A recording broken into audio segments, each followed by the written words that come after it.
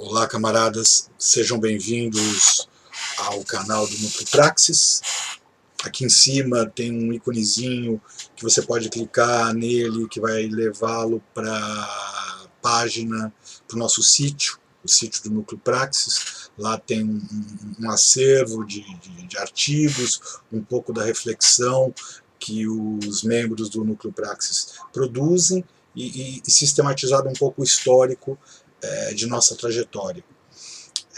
O NucleoPraxis é um coletivo que congrega o debate teórico e a preocupação política com o nosso tempo histórico.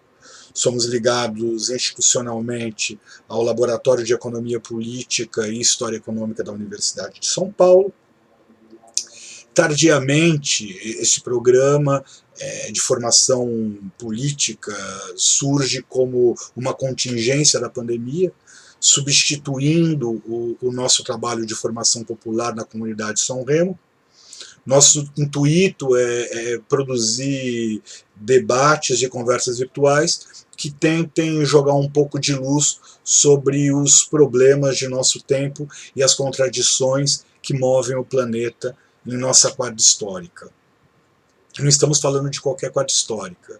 Estamos falando de um momento marcado por uma crise aguda do modo de produção capitalista, combinada com uma crise ambiental ímpar, que ainda não sabemos exatamente as consequências dessa dimensão da crise de nosso tempo, uma crise sanitária em decorrência do Covid-19, que deixa às claras a perversidade do capitalismo, e uma crise política que traz à tona uma crise da forma democracia, e que, de alguma maneira, do próprio modelo civilizatório que aparentemente saiu vencedor da Guerra Fria e que, para alguns, era tratado como o fim da história.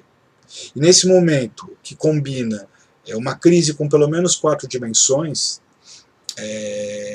acontece um jogo de contradições que movimentam o nosso tempo e que, de alguma maneira, indicam os possíveis caminhos que seguiremos. E uma dessas contradições será o objeto de debate de hoje. Para alguns, a hegemonia estadunidense já não é tanto um consenso e diria que, para alguns, até está em declínio. E nesse momento, uma contradição que já não é tão recente, já é marcada pelo menos há uns 2, 3 anos e que vem sendo mais agressiva, vem se manifestando de maneira mais clara e com consequência para o resto do planeta, é a contradição entre China e Estados Unidos. A China moderna, a China popular, que surge a partir da Revolução de 49, e os Estados Unidos da América, representante de um dos principais, se não o principal, centro dinâmico do modo de produção capitalista. De hoje, convidamos o filósofo, escritor e jornalista e coordenador do NucleoPraxis, Yuri Martins Fontes, e o professor do Instituto de Relações Internacionais e Defesa da Universidade Federal do Rio de Janeiro, Pedro Curado, ambos membros do NucleoPraxis. Bom, Pedro, nesses 70 anos de relações diplomáticas, com crises marcadas por ameaça nuclear, no ano de 55, no episódio da Guerra da Coreia, até em momentos de aparente alinhamento político, com a abordagem diplomática da política de uma China, acordado por Nixon. Qual é o busilis dessa crise recente, com o fechamento do consulado da China em Houston, no Texas, e dos Estados Unidos em Chengdu, na província de Sichuan? Pode se caracterizar como um conflito interimperialista, conflagrado em um momento de crise do capital, ou trata-se de pirotecnia do Trump em um momento de baixa popularidade em ano de eleição? Qual é o sentido dessa nova contradição, dessa nova crise? Como podemos pensá-la? Bom, a dimensão conjuntural é a dimensão do uso de um inimigo externo, de uma espécie de espantalho que vem do exterior, não é? Um novo perigo amarelo, dessa vez na forma de um inimigo chinês, que serve para reforçar a base de apoio interna do Trump, que serve nesse período de proximidade com a eleição, para reforçar algumas coisas do discurso trumpista que vem sendo repetidas desde a primeira eleição. Ele sempre evocou muito a ameaça chinesa, o que a China representa como perigo, principalmente econômico, para as indústrias americanas, o que ela representa como ameaça do ponto de vista da espionagem, da quebra da propriedade intelectual, né? Enfim, ele reiteradamente acusa a China de ameaçar os Estados Unidos na fronteira tecnológica, no roubo de empregos e etc. E isso, com a proximidade das eleições, isso serve para reafirmar, enfim, algo que ele vem repetindo há muito tempo e de certa maneira, fazer alinhar a sua base de apoio interna. Mas o que se vê dessa disputa é que ela não é circunscrita a uma dimensão conjuntural, né? Ela tem uma dimensão estrutural. Ela não se limita a uma política externa do Trump ou a um exotismo do discurso trumpista, que busca esse espantalho no exterior para poder reafirmar a coesão interna e a base de apoio. Não é? Ela já era observada no governo anterior, no governo Obama. E alguns autores vão remontar o início desse acirramento até 2008, mais ou menos, quando os primeiros sinais, algo por ali, né, quando os primeiros sinais de uma estratégia de contenção da expansão chinesa começam a ser adotados abertamente pela política externa americana. Naquela época, o Obama, com, enfim, a Hillary, a secretária de Estado, né, com o lançamento do programa do pivô para a Ásia, depois com os acordos da parceria Transpacífico, né, que buscava criar uma espécie de área de livre mercado entre os países ali do ocidente das Américas e do leste da Ásia, com exceção da China, né? Buscava, controlada pelos Estados Unidos, buscava criar essa aliança econômica, né? Esse grande mercado aberto entre as economias de diferentes países dessa ampla região do Pacífico, né? Ali já começa a ser percebida por parte da política externa americana uma certa consolidação de uma estratégia que visa, em primeiro lugar, a contenção do poder chinês e da expansão chinesa. Isso eu digo porque, antes disso, o que se tem é a preparação do terreno para que essa confrontação aconteça. A gente tem uma espécie de, voltando um pouco no tempo, uma espécie de reafirmação da hegemonia americana com o fim da Guerra Fria, com as reformas estruturais do neoliberalismo, que promovem a abertura econômica, tanto de capitais como de mercadorias, promovem privatizações, promovem o enxugamento do Estado, uma política macroeconômica pautada sobre um princípio de austeridade fiscal. Isso leva, no lado do centro do poder do sistema internacional, principalmente na Europa, isso leva ao fim dos estados de bem-estar social. Na periferia global, isso vai levar ao fim dos estados desenvolvimentistas, né? E você tem uma espécie de coordenação central desse sistema financeiro e econômico internacional sendo orquestrada pelos Estados Unidos, manipulando, de alguma maneira, as grandes agências multilaterais responsáveis por isso, como o FMI, o Banco Mundial, depois a OMC, que vão, de alguma forma, orquestrar uma coordenação das políticas macroeconômicas nacionais desses países em direção a um universo, a um ambiente que a gente vai chamar de globalização, de neoliberalismo, enfim, neoliberalismo do ponto de vista econômico, globalização no sentido mais amplo, que vão facilitar esses fluxos de capitais e mercadorias e, enfim, vão redirecionar as políticas desses países a partir de uma reforma do Estado mais generalizada, que vai incluir privatizações, o fim do poder dos sindicatos, o fim a redução do papel do Estado na economia e outros,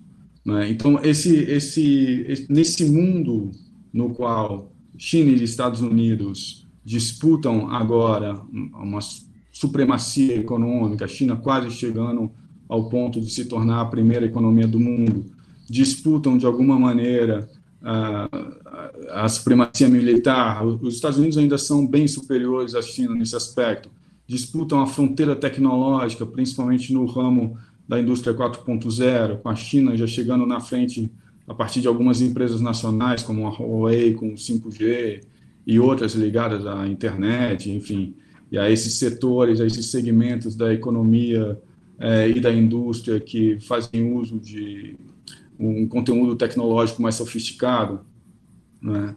Essas disputas ocorrem a partir de um mundo, de um sistema internacional construído pelos Estados Unidos, a partir da reafirmação da hegemonia deles nos anos 80 e 90.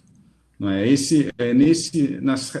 É nesse contexto que as regras desse jogo são definidas, né? E quem define essas regras são os Estados Unidos, a partir da utilização, como eu disse, das agências multilaterais, principalmente essas ligadas à esfera econômica, ao novo poder do dólar, dissociado do padrão ouro, a propagação de ideias e valores relacionados ao livre mercado, à democracia liberal, que vão vir com um pacote combinado a ser vendido aos países da periferia, né? E na questão militar, onde eles vão ampliar o número de bases significativamente ao redor do mundo, né? E hoje elas ultrapassam 800 aí, né? Com mais de 340 mil soldados espalhados pelo mundo, né? Então essa nova hegemonia americana, ou seja, esse novo modelo de hegemonia que se forma nesse período com o fim da Guerra Fria, é um tipo de hegemonia que funciona num mundo unipolar, principalmente ao longo dos anos 90 e início dos anos 2000, sem rivais, né? E que, portanto, vai adotar uma linha nessa reorganização do sistema econômico internacional. Ele vai adotar uma linha que adere muito aos interesses do grande capital, das grandes empresas americanas, que vão buscar a partir dessa ampla abertura comercial e financeira, vão buscar lugares, países com custos de produção menores para deslocar a sua produção para lá, deslocar pelo menos a montagem das peças ali, e os Estados Unidos vai se manter com um domínio sobre a fronteira tecnológica, a parte de planejamento, design, publicidade. Essas partes vão se manter em empresas americanas, essas partes da produção que demandam um capital intensivo, que demandam pesquisa intensiva, elas vão se manter nos Estados Unidos, mas essas cadeias de produção elas vão deixar de ser nacionais ou regionais, elas vão se tornar globais, e a China vai adentrar essas cadeias produtivas globais, primeiro na condição dessa grande fábrica do mundo, sem, a princípio, incorporar uma grande parte do valor final do produto, da mercadoria produzida ali, mas oferecendo como elemento atrativo a essas empresas que se deslocam para lá mão de obra barata e incentivos fiscais múltiplos, não é? Então, ali você tem um novo sistema internacional que se organiza de uma nova forma, com novas cadeias produtivas globais, com uma superpotência única que propaga suas ideias, os seus valores, que dissemina modelos de regime político, pelo menos propagandeia a democracia liberal, que promove a abertura dos mercados e a coordenação dessas políticas macroeconômicas entre si, para que isso possa ocorrer, e que se vale dessas grandes agências multilaterais para propagar, enfim, como instrumento de propagação dessas ideias, né, e dessas práticas. Nesse sistema que, primeiro, a China vai se organizar como essa fábrica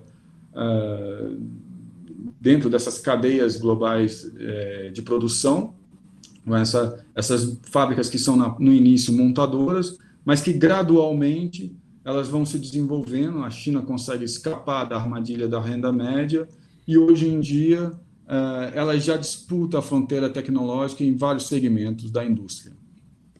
não é? Então, a principal ameaça, sob o ponto de vista do funcionamento do sistema internacional, nesse momento, é a parte do desenvolvimento tecnológico chinês, não é? Que passa a disputar o domínio dessas cadeias globais de produção, que antes eram americanas, fundamentalmente, eram elas que controlavam.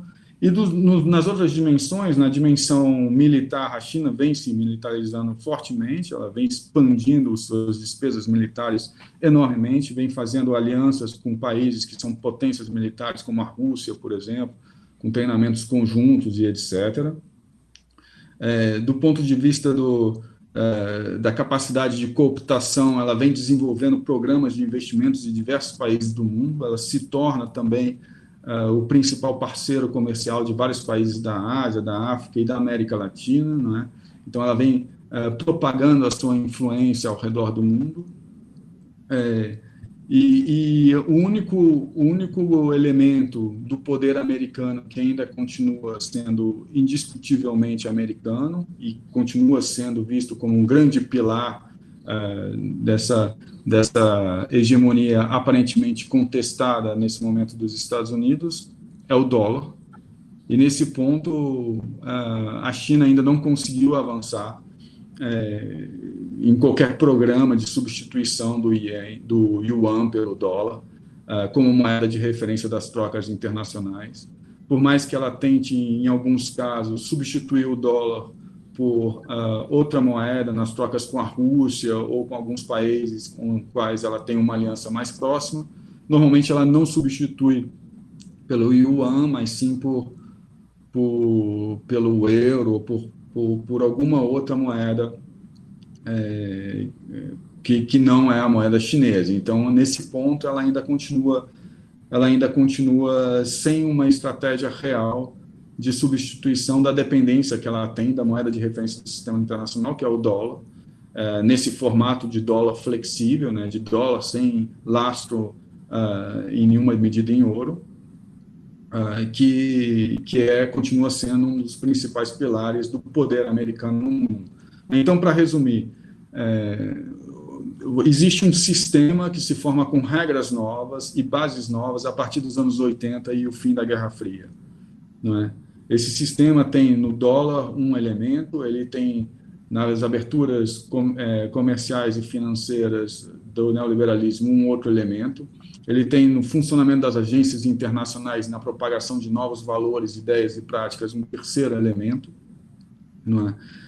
E no poder militar americano, com as suas bases que se espalham ao redor do mundo, o quarto elemento.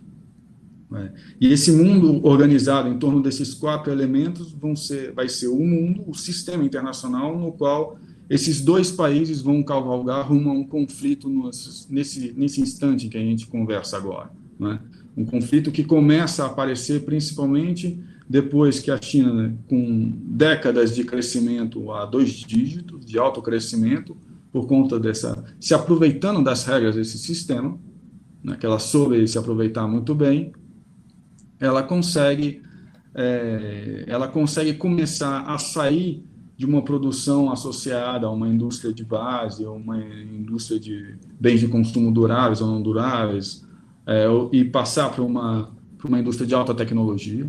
É nesse momento que ela começa a ser vista como uma ameaça, não é? Somado a isso, o fato dela alargar os seus parceiros comerciais com boa parte do mundo, se transformando no primeiro parceiro comercial de boa parte do mundo, fazendo com que boa parte do mundo passe a depender do mercado chinês, do mercado interno chinês, porque ela, além de ser uma grande exportadora, ela se torna também uma grande importadora com o crescimento da renda nacional média, né, da renda per capita, né, o que faz com que 700 milhões de pessoas adentrem uma sociedade de consumo de massa e se tornem um grande mercado consumidor internamente, ou seja, as importações, os países com os quais ela mantém parceria desejam exportar o que eles produzem para o mercado chinês. Tudo isso contribui para que a correlação de forças entre a China e os Estados Unidos, elas vão se alterando conforme a China continua crescendo e enfim, ampliando as suas parcerias, as suas alianças estratégicas e o desenvolvimento das suas indústrias, até um momento em que os Estados Unidos deixam de perceber essa aliança, essa ascensão chinesa como uma ascensão pacífica, como propagava o Deng Xiaoping, e passam a perceber a China como uma real ameaça ao poder americano, a esse poder hegemônico que ele constrói a partir dessas 4 bases que eu falei lá a partir dos anos 80, que se estruturam dessa maneira. Então, nesse momento que a gente tem um cenário no qual China e Estados Unidos, a disputa entre eles, que se dá não só na questão da indústria 4.0, do 5G, etc., mas sim em diversas outras áreas. A gente pode ver que depois do Covid, da pandemia, o Trump simplesmente não fez a guerra com a China, a guerra de verdade, né? Guerra física, não usou de violência física, mas fora isso ele se valeu de praticamente todos os instrumentos disponíveis para atacar a imagem chinesa, para desacreditar o governo chinês, seja no campo da vacina, da Covid, seja no campo dos direitos humanos em Hong Kong ou Xinjiang, seja no campo militar, fazendo provocações no Mar do Sul da China, né? Incentivando países a rejeitarem acordos com empresas chinesas como a Huawei, como a WeChat, a TikTok, etc. Né? Então, é um contexto no qual essas tendências que vêm de antes da Covid, elas se acirram, né? E chegam num ponto em que, com a proximidade das eleições, elas atingem um clímax, com a elevação do tom das declarações condenatórias aos ataques diretos e a atitudes diplomáticas pouco ortodoxas, como essa do fechamento da embaixada, do consulado de Houston, que você mencionou aí. Yuri, vamos lá, Yuri. Muito bem, Pedro. Fez uma exposição aí bastante esclarecedora sobre o que a gente está vivendo, esse conflito ascendente aí entre os Estados Unidos e a China, né? Que mostra o quê, né? Mostra que a China hoje, com o crescimento do seu poder, ela se tornou um incômodo, né? De fato, uma coisa a ser priorizada pelos Estados Unidos, que até então tinham como seu grande opositor a Rússia, né? E é disso que eu queria falar com você, Pedro. Primeiro agradecendo aí o GG o convite aí do canal Praxis para a gente fazer esse debate, que é uma continuidade aí dos debates de formação política que a gente fazia na comunidade São Remo e outras comunidades tivemos a fazer. E agora, nesse contexto de apocalipse, a gente está aqui em teleconferência, né, virtual. Mas, Pedro, queria te colocar a questão mais no âmbito geopolítico, né? Depois, como você citou aí, né, depois dos anos gloriosos do pós-guerra, né, até para se contrapor à União Soviética, surge um certo keynesianismo no capitalismo europeu, né, ou ressurge, né, e ele vem a fraquejar por volta dos anos 60, meados dos anos 60.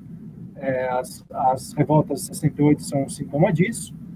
Anos 70, a crise do petróleo, e eles começam a repensar o capitalismo, um capitalismo mais ostensivo, como você mencionou aí, o neoliberalismo, né, ajustes estruturais, né, retirada de direitos, retirada de intervenção estatal, né, os estados forçam os estados pequenos a retirarem seu apoio à agricultura, entre outras coisas, né?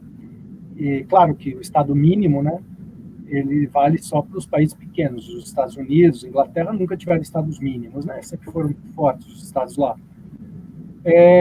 Pois bem, eles impõem esse modelo, né? Reagan e Margaret Thatcher, né? Começam testes lá com Pinochet do Chile, né? E bom, o neoliberalismo que vai acabar sendo um golpe, né? Até na União Soviética, vai acelerar a quebra União Soviética, a vitória dos Estados Unidos sobre a União Soviética na Guerra Fria.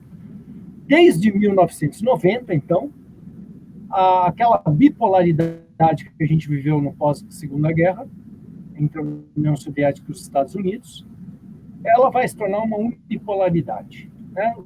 Então, os Estados Unidos dominaram o mundo praticamente sozinhos. Né?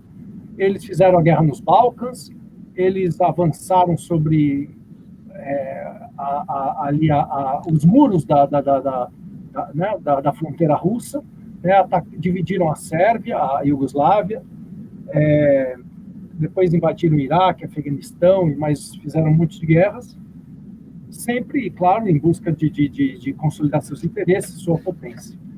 Porém, o próprio neoliberalismo que eles impuseram a vários países do mundo, quase a totalidade, ele começou a fraquejar, né? Começou a ter oposição.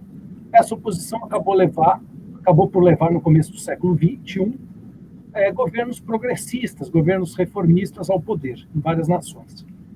Né? Foi o caso do Lula aqui, foi o caso do Putin na Rússia, na verdade, levou o Putin mais à esquerda. O Putin, que tinha ascendido, digamos assim, não era tão progressista no início, foi se tornando, né? Promoveu estatizações, etc. E o que a gente viu no âmbito da geopolítica, que eu queria que você falasse um pouco para a gente? A gente viu uma aproximação, né, forte, objetiva, né, pragmática entre a Rússia, a China e a Índia, países historicamente conflituosos, né, que deixaram seus conflitos de lado para se aproximarem, para tentar se contrapor ao grande poder unilateral dos Estados Unidos. O Brasil entrou nessa também, a África do Sul entrou mais tarde nisso, os BRICS, né? Bom, depois disso, os Estados Unidos deram um contragolpe, retomaram a América, né? A gente viu aí diversos golpes de Estado na América, Honduras, Paraguai, né? Até chegar no golpe de 2016 contra Dilma aqui no Brasil. Enfim, os Estados Unidos retomaram aqui. Parece que, na Ásia, essa tríplice aliança que tinha sido formada por volta de 2002, 2003, entre a Rússia, a China e a Índia, que é uma das sementes dos BRICS, né? Ela parece que está se fortalecendo cada vez mais. Né?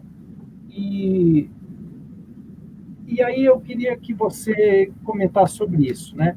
A China, que com a sua economia planificada tirou aí 600, 700 milhões de pessoas da miséria, né? Conseguiu se tornar de um dos países mais pobres do mundo há 50 anos atrás. Hoje é um dos países mais potentes do mundo, embora ainda não seja um país rico per capita, mas é um país que já tem uma certa classe média, enfim, um certo poder aquisitivo.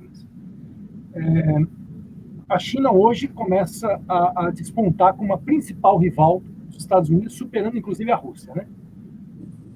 Eu queria que você falasse um pouco dessa aliança da China com a Rússia e com a Índia, a importância disso na multipolaridade, no enfrentamento de igual para igual com os Estados Unidos, né? Que sempre está aliado às potências vassalas europeias do pós-guerra, né? Que depois da Segunda Guerra se tornaram aliados incondicionais dos Estados Unidos, que é a Inglaterra, a França, a Alemanha. Hoje isso começa a mudar, eu queria que você comentasse também. A Alemanha, a França começam a querer se descolar um pouco dos Estados Unidos. Né? O dólar, que você comentou, tem sido cada vez mais preterido, pouco a pouco, ainda é um movimento muito pequeno, mas tem sido preterido em algumas transações internacionais. Recentemente, a China fez um amplo acordo com o Irã, que embora não seja uma grande potência, é uma potência. Né? A própria Turquia, que era da OTAN, está se descolando, está se afastando um pouco da OTAN. Né? Então, quer dizer, parece que os Estados Unidos vêm perdendo força rapidamente, isso que pode ser visto nas recentes atitudes do Trump, né, como você colocou. Ou seja, o governo estadunidense está cada vez mais acuado, né, nesse sentido. Eles ainda estão por cima, mas começam a se sentir acuados, começam a se sentir fustigados, sempre. Então, eu queria que você falasse disso e já emendando, né, esse grande projeto da Rota da Seda, que quer religar o grande continente afro-eurasiático, né, historicamente ligado por milênios. Então, a China está construindo aí ferrovias, oleodutos, hidrovias e etc., ligando, né, a sua produção com a produção europeia e asiática toda, e inclusive africana. Então, eu queria que você falasse um pouco isso, essa nova multipolaridade que tá em questão aí nos dias de hoje, que leva o Trump, leva a fazer a manifestar essas bravatas que ele tem feito a diário aí.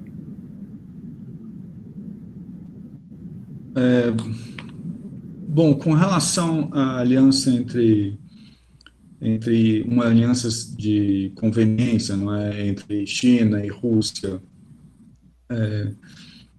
que tem a sua expressão maior, principalmente naquelas atividades militares conjuntas, não é, que eles fazem. E, bom, ali, se você realmente contrapõe o poder militar da China e da Rússia juntos contra os Estados Unidos, ali sim você tem realmente algo que se equilibra. Você não está falando que a China sozinha é capaz de se contrapor, ainda, pelo menos nesse momento ainda não, ao poder militar americano, mas se ela se junta com a Rússia, ali você tem uma briga muito boa, né?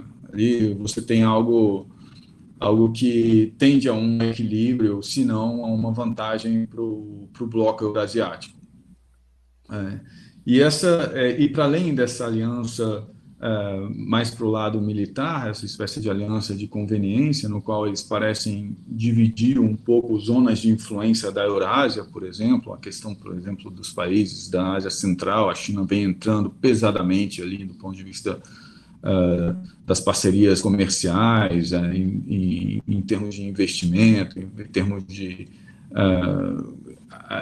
construção de canais de interdependência entre a China e essas regiões, ao mesmo tempo em que elas se mantêm como zonas do domínio securitário russo. Não é? Elas estão associadas a organizações que a Rússia criou em termos securitários, etc. Essa aliança entre China e Rússia, ela compartilha um objetivo comum, que é a desocidentalização da Ásia, de maneira geral. A China tem os seus interesses na região do Cáucaso, na região das antigas repúblicas soviéticas, de maneira geral. Ela tem algum interesse no Oriente Médio, começa a entrar no Oriente Médio, e eles compartilham, de alguma forma, uma estratégia coordenada que visa, em última instância, a expulsão dos Estados Unidos, basicamente, né, da capacidade dos Estados Unidos de influenciar aquelas regiões da Ásia, países da Ásia, enfim, a partir da oferta de vantagens em termos de parcerias comerciais, em termos de ajuda militar, ajuda técnica, ajuda externa, investimentos, etc. Eles querem se apresentar como um ator mais interessante aos países da Ásia, né, do que os Estados Unidos e os demais países ocidentais. Eles querem entender, eles querem, de alguma maneira, fazer com que a Ásia seja uma espécie de espaço sobre o qual eles definam quais são as regras, eles definam quais são as normas, os valores que prevalecem, quais são os padrões de comportamento e de associação que devem prevalecer naquela área. É como se a contestação da hegemonia global americana começasse na esfera regional. A Índia é muito mais complicado.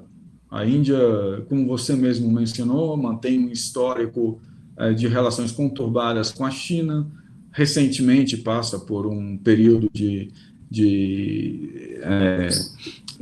alta turbulência na região da fronteira da Caxemira, não é? Com soldados matando uns aos outros ali. Historicamente, ela tem se mantido naquela região da Eurásia, principalmente como um ator que busca sempre uma postura de não alinhamento automático a nenhum dos grandes blocos que disputam o poder global. Ela era assim, basicamente, na Guerra Fria, ela se mantém assim buscando uma relativa distância da China, desse aparente bloco criado por China e Rússia, não é? Ela mantém negociações abertas com o Trump, por exemplo. O Trump já começa a pensar numa aliança Indo-Pacífico só para incluir a Índia, pensando na Índia como um peão fundamental nessa nova estratégia de contenção da China, criada pelo governo, desenvolvida agora, ou revista pelo governo Trump. Então, a China, vamos dizer, nesse contexto, ela é muito menos sólida, né? Ela não é membro permanente, por exemplo, da Organização de Cooperação de Xangai, tampouco, né? Ela, vamos dizer, ela é um ator que ora pode pender para um lado, ora para o outro, mas tende a buscar a sua autonomia justamente se equilibrando entre forças maiores e não pendendo nunca diretamente para um lado ou outro, né? Com relação à formação de um bloco para além disso, porque aí a gente vai ter os estados menores da Ásia que são mais facilmente cooptados para participar de alianças, uma ou outra, não é? Sejam de ordem securitária ou econômica. Mas, para além disso, o que é importante mencionar sobre a questão da tentativa de construção de uma espécie de ordem regional sobre a qual quem defina as regras, quem defina quais são as ideias, quem defina quais são os padrões de comportamento, não sejam os ocidentais, não seja uma potência ocidental como os Estados Unidos, mas sim os países locais. Essa tentativa, ela esbarra um pouco na falta de promoção, pelo menos de parte da China, de um conjunto de ideias claras sobre como o sistema internacional deve se organizar a partir do que poderia ser, por exemplo, uma hegemonia chinesa, nem que fosse uma hegemonia regional, a partir de uma ordem regional. A China, ao contrário dos Estados Unidos, e ao contrário do que fazia a União Soviética, ela aparentemente não se importa em propagar valores e ideias que deem sustentação, por exemplo, a uma nova forma de organização do sistema e das relações entre os países. Ela não traz consigo uma espécie de pregação ideológica, como fazem os Estados Unidos, como fazia a União Soviética, que, em última instância, é responsável pela defesa de uma utopia de mundo, né, que serve para convencer, que serve para angariar aliados, que serve para cooptar estados clientes, nem que seja, entendeu? Que serve para chamar atenção para uma possibilidade de uma organização e de um futuro mais interessante, satisfatório, etc. Ela busca se erguer como uma potência global, como uma superpotência global, até o momento, sem se valer desse tipo de discurso, desse tipo de recurso retórico que propõe necessariamente uma utopia de mundo. O Trump, por sua vez, ele faz o contrário, né? Ele herda um governo, um Estado que é uma hegemonia global e que propõe uma ideia de mundo, um sistema organizado em torno dos seus valores, das suas ideias e de certas práticas que ele vai forçar, seja através de mecanismos coercitivos, como agências multilaterais, etc., seja através de acordos bilaterais. Ele vai forçar os Estados a se adaptarem. Só que o Trump se desfaz disso. O Trump, de alguma maneira, ele esvazia o papel dos Estados Unidos nas organizações internacionais multilaterais que o próprio Estados Unidos criou, ou foi o principal responsável por criar depois do fim da Segunda Guerra Mundial, e que servem para nortear, de maneira geral, como deve ser o comportamento dos Estados dentro do sistema. Ele ataca alguns pilares da ordem internacional concebida pelos próprios Estados Unidos, a partir dos seus antecessores, a partir dos governos anteriores.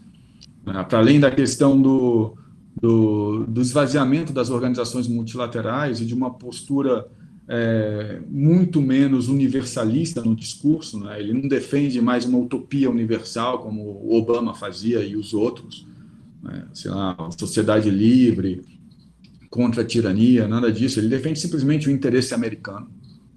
Ele abandona essa dimensão, né? E ele justifica as suas ações sempre em torno dessa ideia do America First ou Make America Great Again, né? Ele não se preocupa em propor nada além disso, e isso leva ele, por exemplo, isso explica por que, do ponto de vista prático, ele esvazia de poder várias organizações multilaterais que antes serviam para normatizar o comportamento dos Estados e que eram principalmente influenciados por ele. Mas, para além disso, ele também propõe a retirada das bases militares espalhadas ao redor do mundo. Ele propõe o fim de certas guerras que, para ele diz que não faz sentido, né? Assim, se por um lado ele tem uma postura hiperbelicista, principalmente no plano retórico, por outro lado ele não inaugurou nenhuma nova guerra. Uma coisa que o Obama fez, todos os governos anteriores a ele fizeram. Ele é um governo que até o presente momento, e já vai terminar o primeiro mandato dele, ele não inaugurou nenhuma guerra. Então ele, de certa maneira, ele é uma inflexão em relação a certas posturas costumazes da política externa americana e da maneira como ela organizava essa hegemonia global, não é? Isso não significa um retraimento da hegemonia americana, necessariamente. Isso pode ser, de novo, uma reformulação do modelo de hegemonia, como aconteceu nos anos 80, porque nos anos 70 muita gente se esquece, mas haviam vários autores ali, analistas, etc., que falavam de uma crise da hegemonia americana a partir do fim de Bretton Woods, a guerra do Vietnã, a perda de influência em certos países da América Latina, né, com guerras de guerrilha, etc. E depois, nos anos 80, eles conseguem recentrar esse poder e propor uma nova forma de hegemonia que delimita uma nova ordem internacional a partir de novas bases. Então, a crise atual, que é melhor expressa nesse acirramento entre essas duas potências aí, as principais economias do mundo, ela não necessariamente vai gerar uma nova hegemonia global centrada na China, né? A gente pode estar falando de um período de remodelação da hegemonia americana, ou a gente pode estar falando da formação de novas ordens internacionais, como diria um analista conservador chamado Mearsheimer, né, que ele vai falar que, bom, talvez o que aconteça sejam certas potências meio que controlando certas áreas do mundo e exercendo influência sobre aquelas áreas, um retraimento da dinâmica do livre mercado impulsionada pelo neoliberalismo, uma coisa que acabe impactando nas cadeias globais de produção e redimensionando elas para uma escala regional, por exemplo. Sei lá, você tem mil formas de imaginar como vai ser o futuro a partir daí. O que importa dizer é que nada indica que a gente vai ter, a partir dessa situação de crise, de acirramento das tensões, necessariamente a substituição de uma superpotência hegemônica por outra. Pode haver um mundo multipolar, pode haver uma nova, sei lá, tem múltiplas possibilidades aí. Obrigado. Pedro, deixa eu te perguntar uma coisa, cara. Todos os grandes momentos na história, pelo menos na história recente, em que ocorreram grandes tensões, como o caso da Segunda Guerra, por exemplo, a América Latina sempre teve uma diplomacia muito pragmática e sempre soube encontrar uma janela de oportunidade, como foi o processo de substituição de importações do Brasil. No momento de tensionamento entre Washington e Pequim, a gente vê um momento em que eu vivi para ver. Eu vivi para ver o agronegócio à esquerda do governo. O agronegócio preocupado com o posicionamento, com a sabugice do governo Bolsonaro. Eu queria que você comentasse um pouco o que sobra para a América Latina nesse tensionamento entre Pequim e Washington. O que a gente pode esperar para o próximo período? Para a América Latina, né?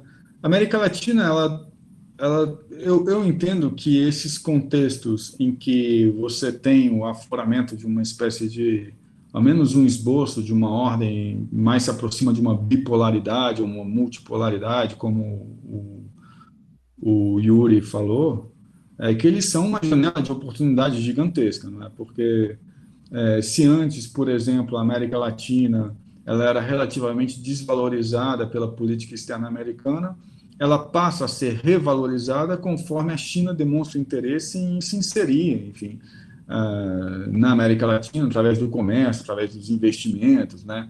Ela já é a principal parceira da Argentina, por exemplo, além de ter parcerias especiais com Venezuela, com Nicarágua, com Cuba, e já é a principal parceira econômica de alguns outros países. Ela incluiu, na verdade, a Argentina dentro desse macro projeto das rotas da seda, né?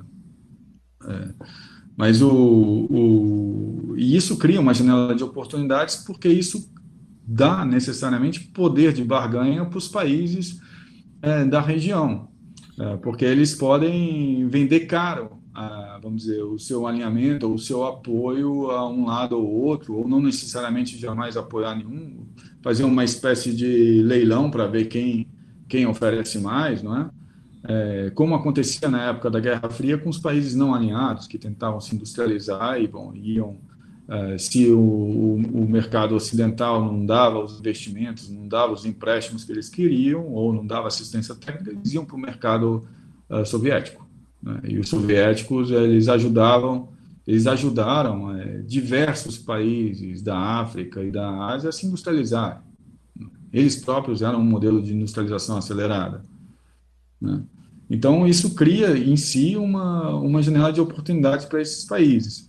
Isso cria um ambiente mais favorável à extração de acordos vantajosos para eles, conforme essas disputas entre essas duas superpotências se transfiram para a construção de alianças com esses países mais periféricos. A questão é saber como tirar proveito disso. Por exemplo, recentemente o Yuri mencionou, o Irã ele obteve um acordo com a China, é claro que por enquanto é só um acordo, então é um anúncio, quer dizer, mais de intenções, a gente não sabe se isso vai efetivamente se concretizar, mas são, se eu não me engano, 400 bilhões de dólares de investimento em diversos segmentos da indústria iraniana, né, para o desenvolvimento de novos segmentos ali, em troca de uma garantia de uma provisão contínua de petróleo e gás do Irã para a China, né? Então, o Irã, que foi praticamente jogado para o colo da China com o isolamento proposto pelo Trump, né, com as sanções e as pressões e tudo mais, ele acaba negociando um acordo extremamente vantajoso com a China, em termos de investimento em infraestrutura, tem infraestrutura de transportes, comunicações, tem investimento em certos segmentos da indústria, quer dizer, num montante que é muito raro de se ver, né, num volume que é muito raro de se ver. Esse poderia ser o jogo dos países da América Latina, principalmente daqueles que têm maior peso na região, né? Como o Brasil, por exemplo. O Brasil poderia estar se aproveitando dessa situação para assumir uma postura que eu acho que a ideal seria uma postura próxima ao que a Índia faz, né? Não que eu acho o governo da Índia particularmente sábio, ele simplesmente herda uma tradição de política externa indiana, que é a de se manter relativamente distante dos polos, mas extraindo justamente daí a sua autonomia, desse equilíbrio entre as grandes forças, não é? Você nunca está nunca de um lado nem do outro, e aí você consegue conversar com as duas e, ao mesmo tempo, extrair acordos vantajosos de investimento, de comércio, sei lá, né, de alianças militares, do que for, com ambas. Só que não é o que acontece, né? Como você mesmo falou, a gente nunca teve uma política externa tão ideológica, né, ela parece ser totalmente construída para alimentar a base de apoio interna, para reforçar uma narrativa já construída, que, enfim, que serve para manter a coesão dessa base de apoio interna, né, manipulando os símbolos da ameaça comunista, vinculando ela à China e etc. E depois propondo uma aliança automática e a crítica com os Estados Unidos como se fosse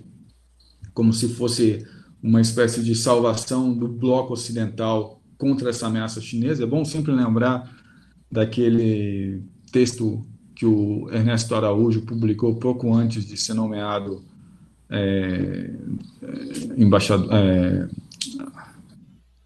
ministro, né?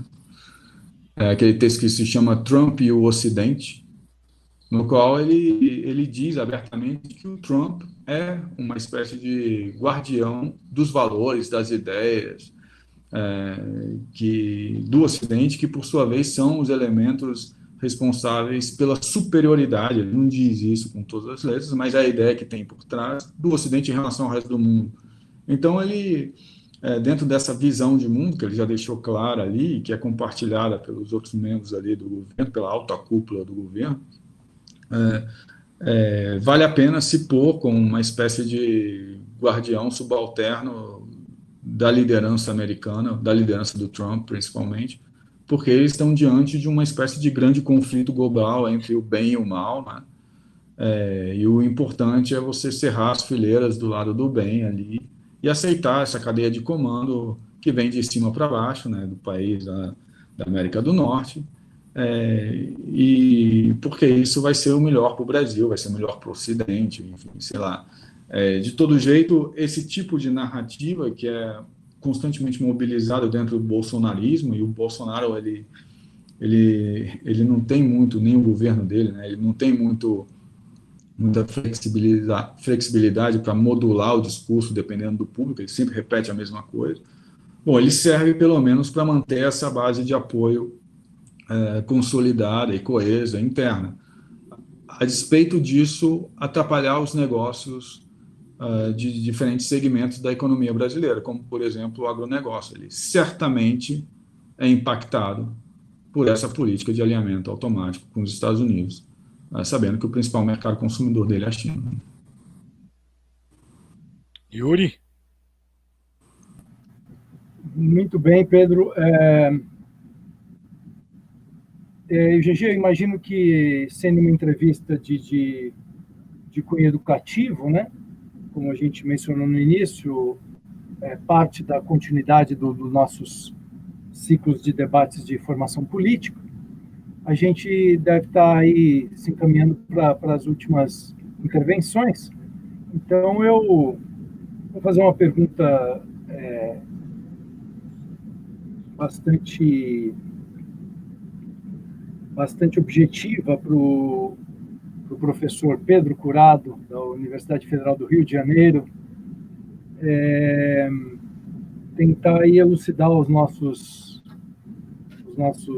espectadores sobre como a China, né, está, pouco a pouco, né, comendo pelas bordas, como se diz popularmente, né, o poderio não só político, econômico, mas cultural, né, dos Estados Unidos, né, dos norte-americanos, né, até a própria figura de linguagem, né, o americano, né, a hipérbole, né, o modo de tratar o gentilício estadunidense, né, quer dizer, tudo isso denota o quê? Um imenso poder, né, de um povo durante muitas décadas, e que esse poder está sendo deteriorado, como eu mencionei na primeira questão, desde que o neoliberalismo ficou desacreditado, né? As guerras dos Estados Unidos vieram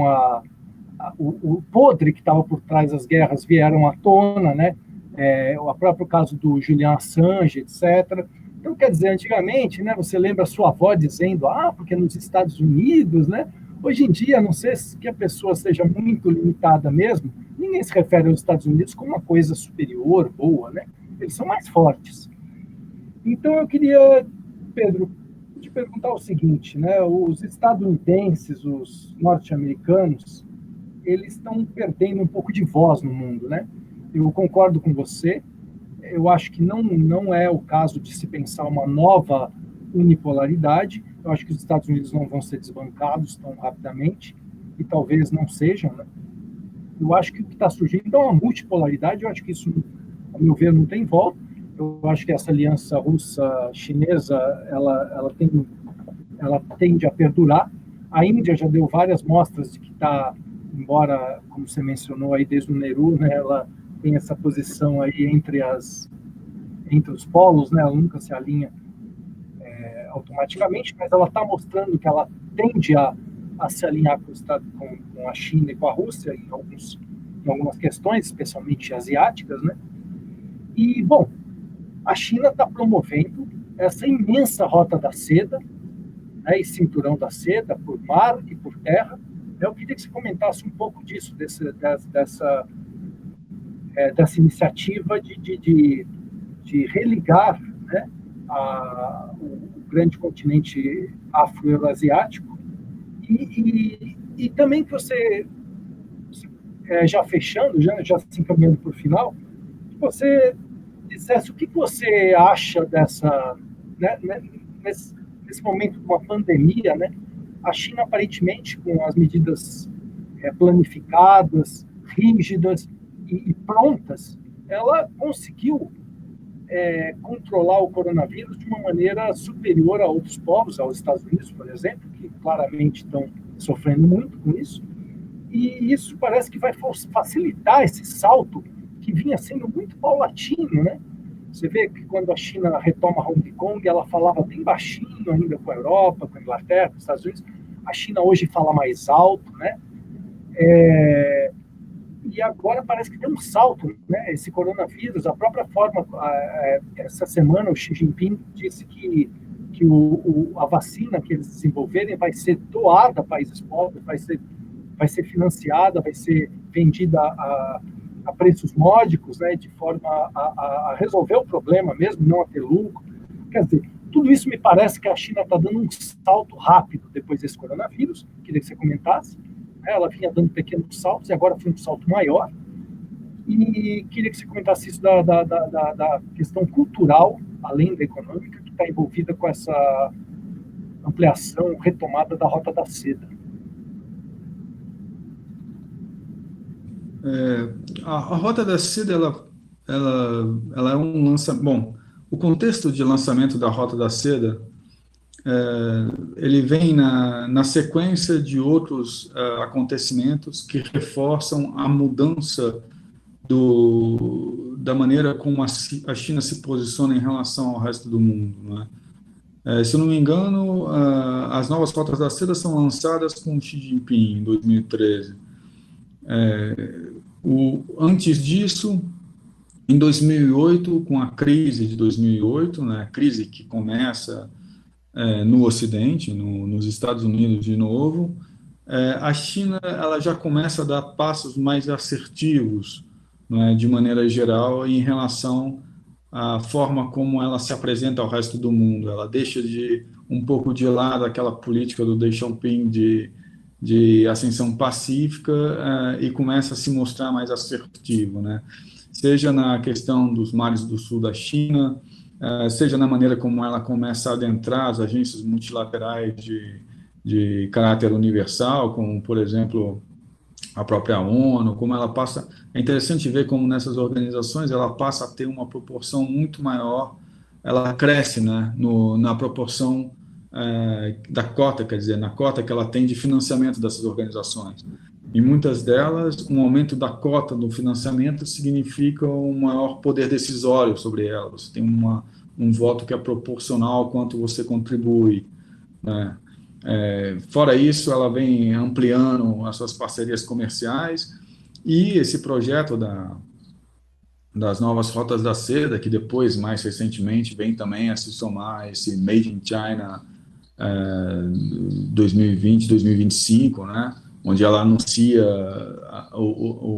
a intenção de atingir a fronteira tecnológica em vários outros segmentos que ela ainda não tem, que ela ainda não domina, se apropriando das cadeias produtivas globais referentes àqueles segmentos, né? Tudo isso são eventos que compõem essa tendência da China em se mostrar mais assertiva, mais afirmativa em relação ao resto do mundo nessas diferentes áreas. A Rota da Seda ainda é cedo para falar dela, porque ela em boa medida não foi implementada. O planejamento dela pressupõe ainda que sejam necessários vários anos e toda uma negociação, são vários países envolvidos, enfim, governos que passam e que saem, entram, né? É toda uma situação que ainda precisa ser verificada, né, como ela vai efetivamente cumprir com todos esses programas, que ela vai criando, mas são, enfim, um pacote de programas gigantesco, né, de parceria com milhares de países, com centenas de países, dezenas, pelo menos, de países, e que, certamente, aos olhos dos Estados Unidos, isso parece assustador, no sentido de que algo saiu do controle. Você tem ali uma nova potência econômica chinesa espalhando a sua influência, seja através do comércio, dos investimentos, de alianças políticas, securitárias na região, numa região que até então, até, sei lá, meados dos anos 2000, fazia parte dessa zona de controle, dessa hegemonia global americana. É bom entender o que significa aquela região da Ásia, né? Se a gente pega, sei lá, se a gente pega o mapa da Ásia e faz um traço partindo do Vale dos Hindus ali, na Índia, no Paquistão, quer dizer, e um traço perpendicular indo em direção ao Japão, e depois descendo até a Indonésia, fazendo um triângulo aí, não sei se vocês conseguem imaginar isso, mas isso, ali nesse pedaço do mundo, você tem mais da metade da população global, né? Só na China você tem ali 1 bilhão, 300 e pouco, na Índia quase isso, para a gente fazer uma comparação com o resto. Bom, então, como eu dizia, as Américas somadas chegam a algo como 1 bilhão e 100 milhões.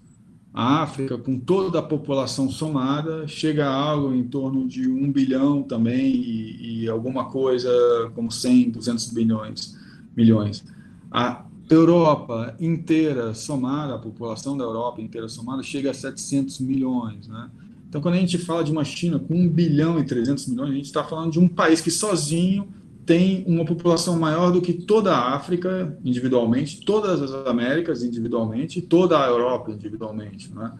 A gente está falando de um mercado que, a partir do momento que você tem o crescimento da renda média per capita da população e que você tem, como o Yuri mencionou, a inserção de 700, 600 milhões de pessoas numa sociedade de consumo de massa, você tem ali um mercado atrativo num grau que é muito difícil de segurar, né? Do ponto de vista estrutural, bom, qualquer país que quer exportar procura o mercado chinês. O mercado chinês ele tem uma atratividade gigantesca e conforme ele vai crescendo, né, essa atratividade aumenta.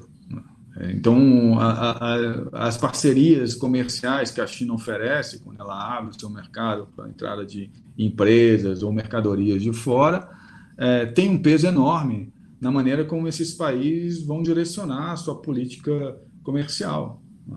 Pelo menos a sua política de exportações e importações, né? Isso é um atrativo que a China vem desenvolvendo. E, somado a isso, os investimentos chineses também, ela consegue mobilizar um capital num volume que outros países não conseguem.